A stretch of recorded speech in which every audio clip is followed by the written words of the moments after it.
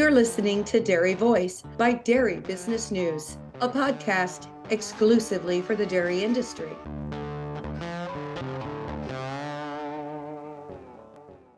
One of our sponsors of the Dairy Voice podcast is National DHIA. NDHIA ensures information accuracy and represents their members' interests. They are the direct voice for the dairy information industry. To find out more, go to dhia.org. Dairy One's soil laboratory provides a variety of industries with soil testing and analysis. For most of our customers, their businesses literally start from the ground up. A soil analysis will help our customers ensure that the right nutrients are available in the soil or if additional fertilizers are needed. These decisions will impact their plant growth and yield. If you need to improve your soil's health, Dairy One is ready to help. Contact the Dairy One Soil Laboratory by emailing soil@dairyone.com. That's dairyone.com.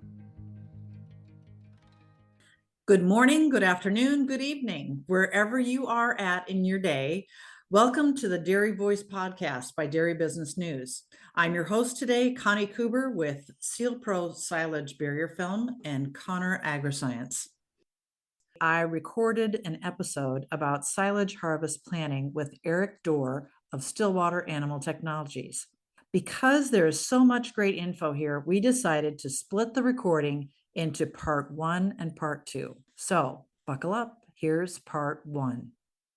So speaking of silage, by now you've opened up and are well into your 2023 crop. So how is it looking?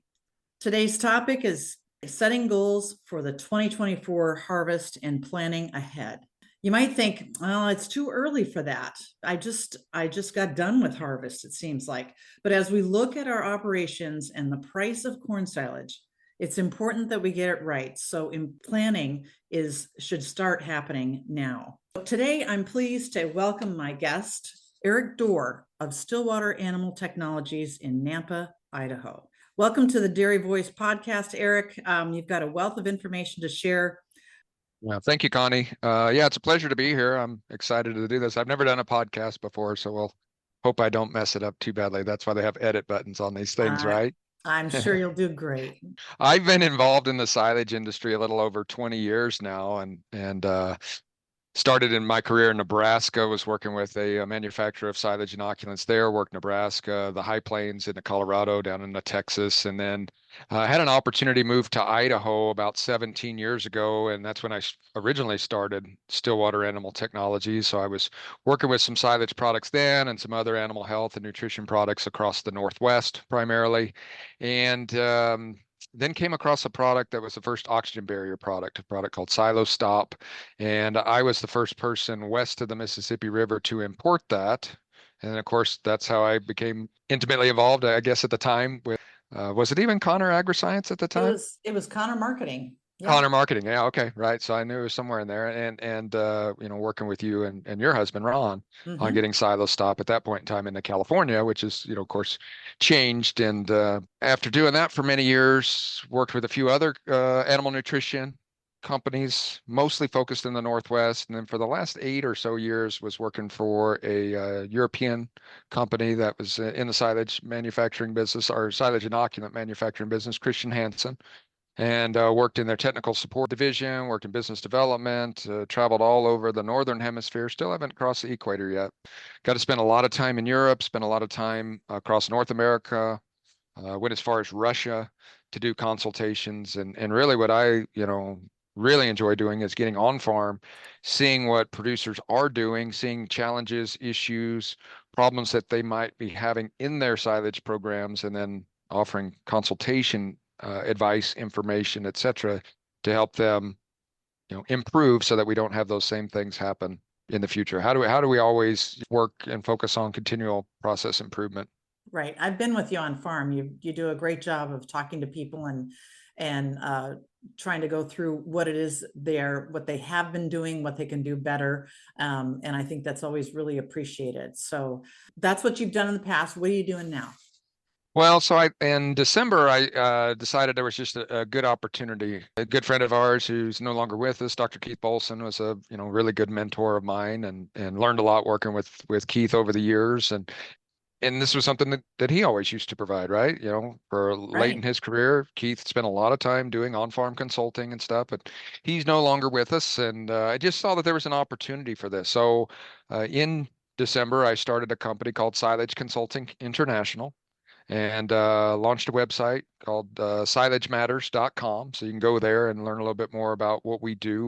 And I have a partner in that business now as an agronomist. So whether he can come out and help on agronomy things, obviously pre-harvest, growing the crop, more his specialty. And he's got 25 plus years as a professional agronomist focused on forage, which is very unique. Hmm. My expertise is to come in at the harvest level, planning how we're going to harvest, when we're going to harvest, what are we going to do with it, how are we going to store it. All these things are so critical to profitability long term on the farm. I mean, we're looking at feed costs, what, 60, 70% of the cost of operating a dairy today. Mm-hmm. And if we don't focus on that, it's just this, it's a hidden cost there that's there. And I think the advantage that I can kind of help bring to people is because I go to so many places and go to see so many different ways that people do it, both right and wrong, that True. I can learn from that and go, okay, here's an opportunity. Because I think the people on the local farm, they just, well, you hear it a lot. This way we've always done it. Right. Well, maybe that's not the best way to do it, or maybe it's completely wrong. And a lot of times it is completely wrong. And you can see that because you can see, black feed that's steaming and it's like, gosh, we're making compost instead of making silage. And of course, if we're doing that, we know we're losing a tremendous amount of money. Right. And so if we can make a few changes in the program that kind of tweak the program so we don't have those issues, but a lot of it comes down to education. It comes down to just asking questions and understanding what it is they're capable of. I go to Mexico and gosh, for the first, I usually spend about a month a year in Mexico. And the first couple of years that I was going to Mexico, this is like a decade ago, I'd always focus on compact, they don't, we talk about packing density, right? But they'd say Right. compaction. And we'd always focus on, well, how do we improve the compaction? And then we realized they have small tractors. They don't have 500 horsepower, duly articulated, tractors like what we would consider in the Western US as a packing tractor. They just don't have them. Mm-hmm. So we got to realize, okay, that's a limitation they're always going to have just based on the physical properties of the equipment that they have to work with. They've got more field tractors because they've got smaller fields and that's what they pack with. For the most part, there's 2 or 3 farms that I've been on that aren't that way, but the general rule is they just don't have big packing tractors. So Right. why are we going to focus on compaction? Okay, we need to understand the basics of it and we need to move on to the thing, what can they actually make an effect on? And of Mm-hmm. course, that can come down to choosing when to harvest, what dry matter to harvest at, what maturity to harvest at. Are they going to inoculate? What are they going to inoculate with? Are they going to cover? What are they going to cover with? How are they going to seal it up? All those things those are, more controllable variables that they can decide with the management. I like to tell people that silage is easy. It's the people that mess it up. Yeah. Well, silage is easy and but it's so complicated. Transform dairy data from numbers into valuable decision-making information with Herd HQ, the ultimate web-based platform brought to you by DRMS. Leverage advanced analytics, benchmarking, and alert systems to optimize productivity, minimize costs, and improve herd health. If you're part of the beef on dairy movement, check out Keeper Beef. Love your iPhone or iPad? CowCompass will provide you with extensive animal and herd information, no matter what type of device you use. Do you like charts and graphs? Check out Dairy Depot with over 100 charts and tables. Herd HQ is available to all herds that process their DHI data with DRMS. Don't miss out on this game-changing dairy management solution. Contact DRMS today to schedule a demo. So when you go in to see a client, what goals do you set? How do you go in and consult with somebody? I'm certain you look at their silage plan the way it is. Maybe you take into consideration the where they're at, what their capabilities are as far as equipment. So what is it that you look at? Yeah, I like to start looking at both the forages, but then also the feed center. It's one of the common issues I see is that a farm was built whenever it was, call it 20, 30 years ago, and it was 1,000 cow farm, for example. Well, now they're 2,000 cows. Mm-hmm. Well, they built more barns and they adjusted the parlor. And what's the last thing that they do?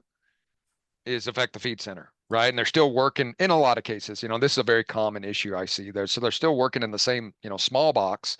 And we always say we've got to think outside of a box, but then we never do. We just shove more feed in the same box, and then we overflow the box, and then we have a lot of waste. And so a lot of it for me is looking at how do we effectively understand those kind of dynamics, and are we properly storing the feed the right way? Like one example I like to explain to people is like I can go to the store on Monday and buy this really nice high quality prime steak, but if I don't take care of it until I'm going to cook it on Friday night and I just leave it out on the counter, what's it going to be like when I eat it, when I cook it on Friday night? Like I really have to store it properly, right?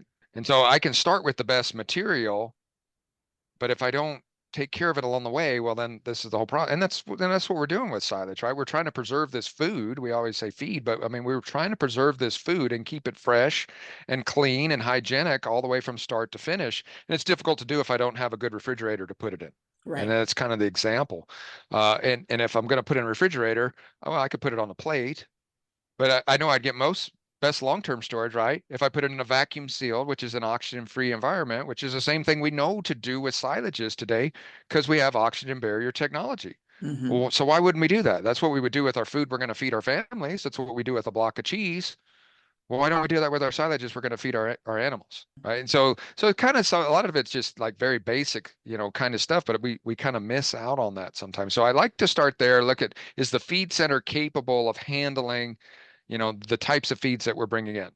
And I see more and more farms in different areas, bringing in byproducts. Okay, well, that's fine and good, but do we have a place to segregate byproducts from our forages? And sometimes we see byproducts because of the condition that they come in, or they're seasonal. I know you guys deal with like carrots, right? In California, Right. we get carrots that come in, and we got to put them there, and it's just a temporary seasonal thing, and that's great, but sometimes we end up using it like a bunker that was designed for some longer term storage forage. And it's like, well, then where are we going to put the forage on a certain day? Well, what's it going to be a month from now? Or what was it a month ago? When we had snow a month ago, or a month from now, it's going to be a rainy season, or we're going to bring a byproduct in because that's when it grows or it's available. So just trying to understand all of that first and foremost, because to me, it's kind of like the central nervous system, or the heart, if you will, of the farm. And if it's not working right, then making the feed to get to the cows, to get the milk production and all that, it starts to break down. It's that weak link. Once you get an understanding of that, really asking a lot of questions, and you mentioned it was like, what are the equipment factors? How do they harvest? What do they harvest with? When do they harvest? What are their goals? Why do they set those? And really trying to understand part of it is, well, what are they capable of? What level of management do they have? What equipment do they have disposal to? That helps kind of shape, if you will. It's one thing to have I don't know, a big chopper, but if we're don't have enough trucks to handle the volume that machine can chop, so it's like, well, how do we deal with that? What are the distances that we're traveling from fields to the feed center? And maybe not the best word, but the holistic approach to try to understand first and foremost, what are we dealing with? What are we capable of doing? And then it's like, okay, where would you like to go with your farm? Because some of them go, well, I don't know, you tell me how I get better. It's like, well, what's your definition of what is better? There's a lot, that goes into that too. I was on a farm in New York one time, and this is like 4 or 5 years ago, and the guy had a lot of problems. He had last year's corn silage butted up against this year's corn silage problem. Super safety problem. Hate it. I've never seen it work. I've always seen high rots. Some of the guys say, like, you see it in the East a lot where they'll cut down the side of it. They call it cutting down the bunk. Like, well, that's because you didn't build the bunker correctly for the number of cows you have and the feed that you have. But so they're slicing down the side of this bunk, and you have this whole bunch of rot and everything like that. And then they stack next year's feed against it. And I've never seen it work. I've been to a lot of farms. I've never seen it work. And it's like, I ask him, I said, so why do you do it like this? Well, that's what we have to do. I was like, well, it never works. So why do you do it? Right. And I would say, don't do that again. But anyway, this particular farm had all of these problems like that. And because he had just expanded so much, cow herd was so big, feed center didn't grow with the cow herd expansion. And I get why it happens. I'm not naive to it, but he had all the experts supposedly that had told him how to fix it. Well, they told him how to build like the perfect feed center to handle the feed for 10,000 cows. It's like, what they didn't look at is like, well, if you just move maybe the first week's production of corn silage or the last week's, whichever one's kind of more troublesome because it's either wetter or drier, like you got to look at those things. maybe we just move a little bit of that, and then that starts to take the pressure off of the whole feed center. So then I don't have as much room that I'm dedicated to this. And so, you bag some of that feed, or you don't normally make a drive over pile in that area, but we have to, because we have to work ourselves out of the problem. The real problem was he never had a clean area that if he wanted to build a new feed center there or expand the pad, if you will, how is he going to do that? There was always feed there. Just trying to think again, thinking outside of the box and looking at ideas like, we don't need to fix all of it, but how can we fix a portion of it, and how will that relieve the pressure on some of this other feed elsewhere? Well, and what happens? Well, we get safer feed, right? Because it's not stacked so high, and we get less Right. rots because we're feeding through it faster. And Well, and a lot of times too, and I know that I've seen this on a farm when I was with you too, is that somebody's got, as far as expanding a feed center, making room for more silage, they've got a pile of rust out there that's sitting someplace close to the dairy, and opening people's eyes to the land availability that they do have can really make a big difference. yeah, well, the way to think about it, and you start seeing those types of problems. Hot feeds, black feeds, rotten feed. I mean, they're clearly rotten, right? They just call them compost. It's really simple. Those are 25 to 35% kind of shrink losses. Mm-hmm. So that's like growing 100 acres and throwing 25 to 30 acres away. And people say, well, I don't have room to put up another pile. You have room to throw away 30 acres of feed, Right. 20 acres of feed? Take 2 acres of that and Mm-hmm. build a pad to put 10%, 20%, whatever fits there, and it's got to fit there safely and all of that stuff. But you have more room than you think. And like I said, that rust pile, Mm-hmm. or why are we storing these old, implements that don't run anymore, that we don't use anymore, and collecting junk around here? Like, let's get that stuff cleaned out. And in the past, when feed was cheaper, Yeah. maybe you'd say, well, I can deal with that level of shrink or losses. Today, I don't have a crystal ball, but I don't see it coming down. I mean, yeah, we've seen the corn board move a little bit this year, but long term, they Mm-hmm. always say God's not making any more dirt. Like, where where are we going to grow these crops? And are we going to see the phenomenal jumps in yields that we've made over the last century? Incredible yield improvements. Are we going to double the amount of yields on corn silage per acre? Probably not. Right. So we've got to get to where, how are we most effectively storing and managing the resource that we have to minimize our losses? And then there's a lot of financial benefits to it. There's environmental benefits to it. There's health benefits to the cows. There's all these things that that come in here to play. And for me, I just like, how do we take what we have and do a better job at it? And I think Mm-hmm. most people want to do that, but they just Sure. don't either know how, or haven't been exposed to it enough, or they have the this is how we've always done it mentality. Or when you think about that example of just, how much is your loss, and how much equated back to how much land do you farm? Right. Right. And then you go, okay, well, maybe I do have space for this stuff. When you ask them what they think is their shrink factor in a pile, what do you tell people is the shrink factor just for fermentation alone? Oh, fermentation alone, if we have a fast, efficient fermentation, and this is documented by tons of research, tons of companies, everybody looking at, I mean, there's tons of farmers get inundated with treated versus untreated, for example. That alone, and just looking at fermentation losses in mini silos, generally is when it's done. So about as perfect as you could do one, which isn't real world. If you don't inoculate with anything, you'll lose roughly 8 to 10% with a dry matter. And if you do inoculate with a good product, say, cut it in half, 4 or 5%. Sure. That's just saying, if I make a perfect mini silo, I'm still going to lose 5% of it. And Right. I've made thousands and thousands of mini silos in buckets, tubes, you name it, vacuum seal bags. And you're literally taking the feed and immediately putting it in there, sealing it, taking the oxygen out of it, done. And it takes minutes. Yeah. And yet we're taking weeks to build some of these piles. So if Mm-hmm. you start thinking of it that way, I mean, I think the top 5% of the producers, forage producers, are barely single digit shrink. And I'm talking 8, 9, 10%. I think that they're very fortunate, and they are doing everything correct. And they also get the benefit that Mother Nature didn't slam them in the middle. They, like, that has to occur too. And that's a variable we can't control. Right. You take Right. any forage that gets rained on during the middle of the harvest, I mean, I know it never happens where you live, but maybe up here in Idaho, sometimes we'll have a chopper breakdown. And so we're chopping with, Right. or a truck breakdown, or a truck driver didn't show up for work, Yeah. all of those things, start to slow down our process. Mm-hmm. And of course, slow is also safe. So it's like, I'm not suggesting we go 100 miles an hour, but all of these things are important. But any little thing in there, we know we're losing a couple percent here and a couple percent there. And then we just look at how people feed. Mm-hmm. Well, we're losing a few percent there. And honestly, I mean, our losses are greater on the back end than they ever are on the front end. Fermenting feed up front is actually fairly simple. It's very basic. We've been doing it for thousands of years, but we've gotten really good at it the last, 2 decades. Looking at what we call in the industry aerobic stability and keeping feeds from preventing them from heating on the back end and using oxygen barrier technologies and things like this, like Sealpro, are just so critical to minimizing that shrink on the back end.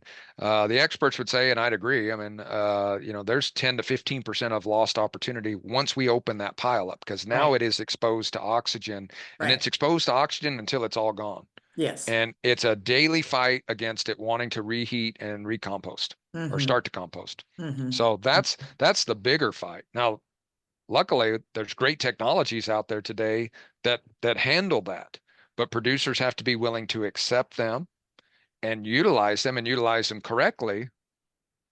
Otherwise, they just don't work. One thing I've really focused a lot on too is that, I believe in this inoculant technology. I think there's some fantastic products out there that really do control this, secondary reheating. And we call it aerobic stability. We know how those products work, and they work well, but only if we apply them correctly. Right. Maybe only if we mix them the way the manufacturer says to, and only if we keep the temperature down.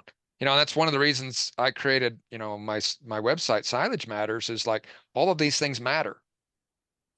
Dry matter matters, right? The maturity matters, safety matters, application matters, inoculation matters, covering matters, all, packing matters. All these things matter to the quality. But if we skip on one step, there's no way we're going to hit single digit. And when I'm saying single digit, I'm thinking that's just under 10, Yeah. 9%. There's no Yeah. way we do that. We skimp on things.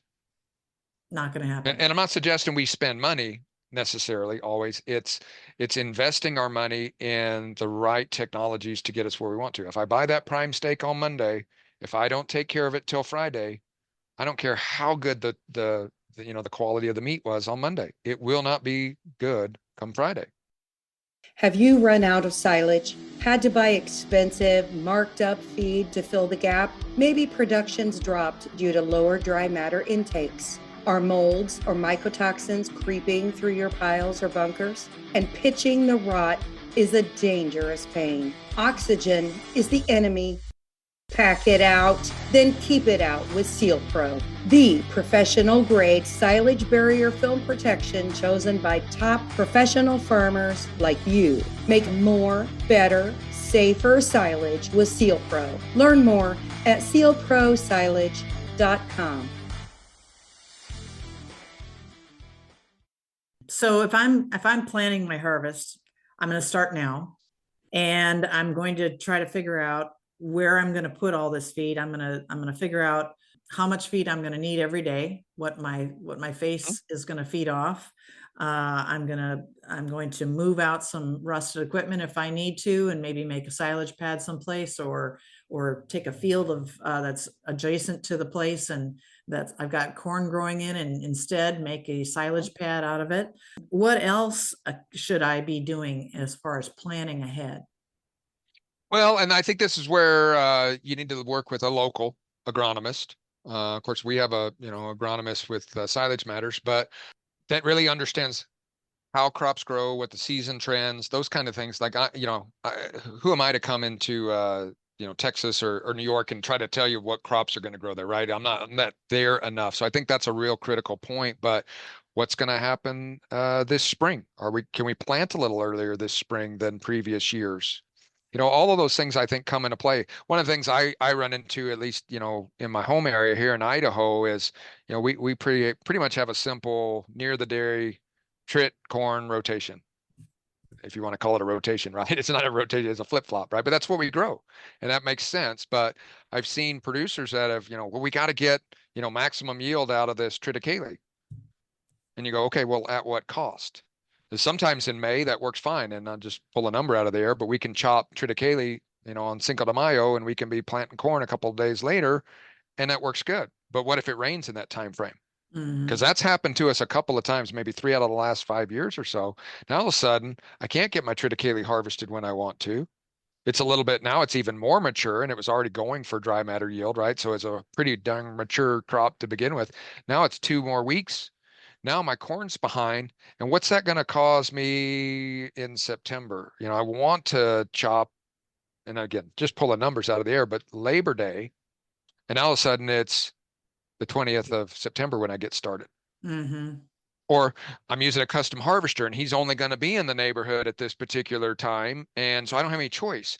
And now my corn's not mature enough, and I harvest it too early, and I'm harvesting more sugar water than starch, and I've left dry matter yield in the field. Like, there's a lot of issues that are with that. So, there's a lot of things that go into this planning of the planting as well. So, I like to simplify it to corn is king. So let's focus everything around corn and these secondary crops. I know you guys call it winter forage, or, for us, it's triticale, whatever that looks like. I'll sacrifice the yield on that crop to make sure that I have a good corn crop. And we've seen it here too. We've had a few years lately where we've had the opportunity. We could have gone in and harvested that triticale in April. And of course, yes, we didn't get the yield of it, but we got a much more digestible, highly nutritious, high sugar content, could actually make milk with it instead of dry cow heifer feed kind of scenario. And we could have got corn in the ground a little bit earlier. I had a couple of guys that did that, and they hit home runs. And they missed that. We didn't have to actually put water on, which isn't normal for us. They didn't have to start watering a crop until June. Well, now it's like V7, V8 because they got it planted in late April, where normally we would plant it mid-May. So there's a lot of advantages to, really understanding. And again, some of that I think's being willing to call an audible and take a risk, because it can also be risky planting it in April, because it's not uncommon that we get some snow. It snowed here just the other day, and it was 60 degrees last week. So, again, those are tough decisions farms got to make. And so I just want to get them to think about those things, and maybe there's some opportunity there, not just doing it the way we've always done it, but what's it look like that's going to make sense for this year? Well, and maybe spreading your risk and planning some different some different days, just to cover your bases. But I saw a scenario last year where we had spider mites come in. Oh, yeah. Right around Labor Day. And in theory, we still had another week, 10 days. Those mites hit it. And even though it got sprayed, we didn't get the timing right, or catch them at the right time. And, boy, by Labor Day, that stuff was 45, 50% dry matter. We should have chopped it in the end of August, and that's not normal for us. So, we're talking about kind of like pre-harvest planning, but it's like, boy, the closer we're getting to go, the more we've got to be scouting and paying attention. And because it's not uncommon that we harvest some corn silage that comes in at 40 or 50 dry matter at the end of the season, but starting with that on day one. Right. Ouch. Now, of course, that was just a certain, few fields that happened on, but like now it absolutely has to go, or we call another audible and like, well, do we leave that, rotate to some other fields and make a plan to now make high moisture corn out of that, or a snaplage or an earlage, or, or let it go all the way dry and we'll just, but I don't have a combine. So there's all of those things that kind of come into play too, but we could shell that corn. Do we have a feed center that gives us a flexibility to where we can store an extra crop and, an audible crop? So I was with some clients in New York. We're going to try something this spring where we're going to have a small bunk for grass silage that, when they get going, they can't stop. And if these loads are too wet, we'll make our criteria what too wet is. Those go in this other bunk. We're going to, get them in this bunk. We're going to not, if you will, contaminate, because we know when we get really wet feeds, we have different, a lot of issues there, high dry matter losses, issues for, more butyric production, Clostridia growth, those kind of things. So rather than contaminate the whole bunker, let's just have this little flex bunker. Let's put the most extreme loads in it right away. because we can make a lot of milk on this grass silage, but not if we have these bands of, really funky Right. forage in there. But so let's isolate that to a small area, and then we'll feed that flex bunk up right away before it has a long time to, become a problem for us. So kind of some strategies like that too is another thing that, trying to bring ideas to people to look at. So Yeah, that's interesting. I never thought about that before, but that's well, a it's great not way a to handle common that. problem in the West, Yeah, but sure can be in the can Northeast. it can be here though. I Yeah. mean, it could be No, I just think it's just like it's kind of an advantage that I think I bring because I see these different things, and most of them aren't ideas I come up with. They're ideas I borrow, which is a sure. nice way of saying steal from good farmers that I've seen and good producers all across, the northern hemisphere, and you Right. start putting them in the memory bank and then realizing like, okay, this I've seen this work before, I've seen this not work before. Preparing for equipment needs and maintenance and that kind of thing this time of year. Does that figure into Oh, your guys' yeah. plan? Yeah, super critical, right? And I think we've finally gotten out of it, but this whole supply chain thing caused by Oh yeah. COVID was I mean, it was almost so bad we've all forgotten how bad it was. It was like this bad nightmare, but getting parts Hmm. and getting them there in a timely manner, in a cost-effective manner, and everything like that. I mean, what a disaster that was. I even know one large farm up here that they just basically they took one of the choppers and stripped it for parts to make sure they could fix the other three Wow. Hmm. because otherwise they weren't going to get to go because this was missing. They couldn't get that Sure. part in time. All this stuff coming shipped from, mostly from Europe, from Germany and stuff. What an extreme strategy to have to do, but it kept them in the game.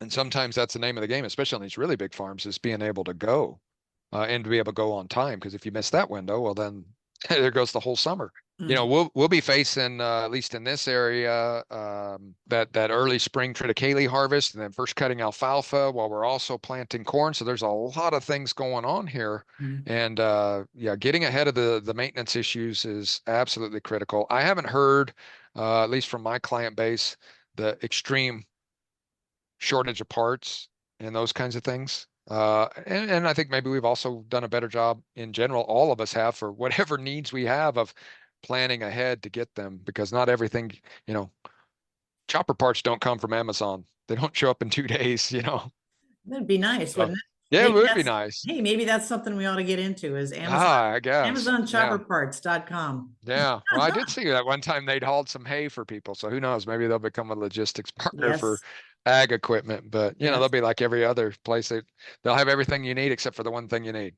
yeah. Right, right, right. Yeah, when you need it. So Yeah. I think one of the most difficult things about the whole process is cows never take a day off. As you know, it's 365, 24/7. The And they cows want don't get things, to take yeah, they want, consistent. yeah, and they want things the same all the time. Yeah, all Want the it time. the And that's same when every day. Yeah, Yeah, that's when animal health and production meet their maximum and the cows are comfortable and all these things that, we all talk about, but it's all of these outside, variables that we're always juggling and working around. We can't afford to not get it right because cows, they'll suffer and so will we as a result. But, I don't know a single dairy producer that wants to see their cows suffer. right. No, no. And so when you think about all of that, like that's the key to everything. And we know that is, it's like, that's why all of these things are so critical that we get them right ahead of time. So Right. something as simple as making sure we have the right, bearings for a particular, piece of equipment Yeah. trickles down to whether we get feed harvested at the right, quality level, right dry matter that we want it to then it going in the silo, to then eventually getting into the TMR in front of that bunk. And, it's like, when you think about it that way, it's like, man, every little step is just so important that we try to get it right. What about planning for labor needs? What labor? Yeah, Yeah, exactly. where do you find it right now? So, Right. I've got some clients that are doing a lot with H2A workers coming from Mexico, but there's certain they can't do functions on the dairy, right? So they're on the harvest crew. They're doing truck driving and things like that, and they're permitted to do that, and that seems to be working pretty well. But boy, is it a lot of work to get it done. Hmm. And there's, good quality people that want to come, that want to work. I actually have a friend down in Mexico that's trying to come for other reasons. And man, it's just really hard to get legally across the border. Mhm. And so those are issues. Not every crew, a lot of times it's family members and those things. Mhm. What I see most commonly is when, you think of the true, if you will, family farm and the cousins, the brothers, the uncles, the sisters, everybody's involved in this. Somebody has to be empowered to make some of these decisions, especially when we get caught with, okay, now what? Something broke down. God forbid somebody got hurt and we're short a person. The weather changed, those kinds of things. So it gets difficult working in a family business with, sometimes, but somebody needs to be put in charge of that. Is everybody on the labor crew, whoever that be, hired people or family crew, are they educated, trained? You and I both believe up to date on the most current safety information, right? Because it's a dangerous business out here. Yeah. And it's amazing how many times we throw a fairly inexperienced person, one into a very expensive piece of equipment, whatever that is, a Yes. truck or a chopper, a tractor. Mhm. But do they really understand beyond the mechanics of the equipment, the safety aspects of it and how Right. the whole Right. operation runs? It's a lot of risk involved in all of this. So, I think it's very important that, in the crews that I work with that I think are the most successful, Mhm. take time ahead of time, right? We're doing training meetings in March and April and May and making sure people are up to date on how we're going to do things, why we're going to do things, all the safety aspects of that, equipment's maintained to the best of our ability. Those are functions that are occurring now. And of course, if you're in California, you maybe already did that 2 months ago.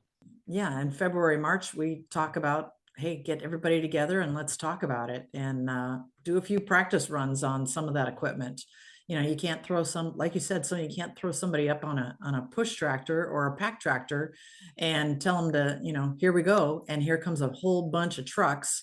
And that person is trying to do the best job that they can, but they've never done it before today. Yeah, what Keith used to say, the primary push blade tractor operator was the quarterback, Yeah, exactly. right? At the feed Mhm. center. And a lot of truth in that too. So do you Yeah. want a Tom Brady there, or do you want a high school freshman Right. Right. first time starting a game, right? Yep. Yep. So Even if he was the star of the eighth grade team. yeah, right. Yeah. Might have been, but I think experience there might be important. Yeah. That doesn't mean that those people can't do a good job, but No. who is going to be the quarterback if that's the scenario? And with that, we'll wrap up part one. I told you there'd be a lot of good ideas and tips from Eric Dorr. So please be sure to tune in to part two, where we'll talk about inoculants and sealing. If you need to reach Eric in the meantime, you can find him on his website at silagematters.com. There's so much good information here.